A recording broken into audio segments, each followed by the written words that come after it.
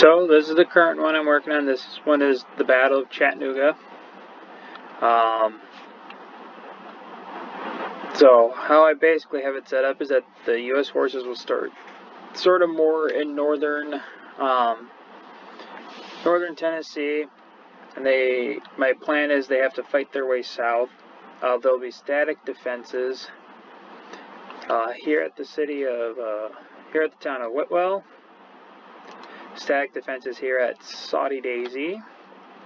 And then there will be static defenses along this central highway. And the defenses will increase as the U.S. approaches the city of Chattanooga. The South, the Confederacy's team starts down here at Chickamauga. Obviously, their goal will be to, fight and stop the United States and defeat the U.S. forces from taking Chattanooga. The biggest issue that I'm having right now with the map, though, is dealing with a lot of the dead space here and here. I'm not really sure what I want to do with that, because I don't know, I guess just for map beauty purposes, just leaving a lot of dead space doesn't appeal to me, but I don't know what to do to fill in the dead space. The other issue I'm having, so I've built Lookout Mountain, and I've built Missionary Ridge, obviously where the airborne attack will eventually happen. The only thing I struggle with is what is the trigger itself. Like, what will actually trigger the airborne forces to enter the game to come and capture the two? Because obviously when the airborne forces come in, there'll obviously be a trigger, because just like in the book, once Missionary Ridge and Lookout Mountain are captured, I'll probably have static defenses here in Chattanooga, but pretty much once the airborne forces are able to capture the two mountains, basically all the static defenses within Chattanooga will disappear. So then the city becomes open for the U.S. forces to rush in and take right off the bat.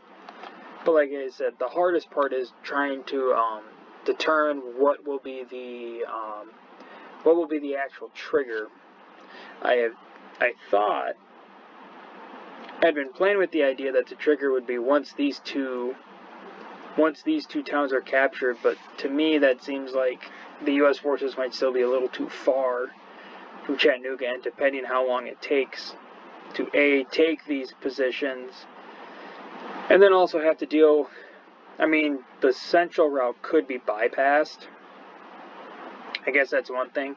As the defenses along the obvious avenue of approach gets, as the defenses get harder to fight off, it could force the U.S. player to bypass and go to the two towns. But I still feel like the distance might not be there to support the airborne forces right off the bat. The other idea that I've had is that maybe I'll put some static defenses around this area, and once all these static defenses are destroyed, then that will trigger the airborne forces to come in and land on the two mountains. And then obviously once they successfully defeat the defenses around it and capture them, then the U.S. forces will be able to fight, come into Chattanooga, and then have a better position to fight off Patton's forces here in the South.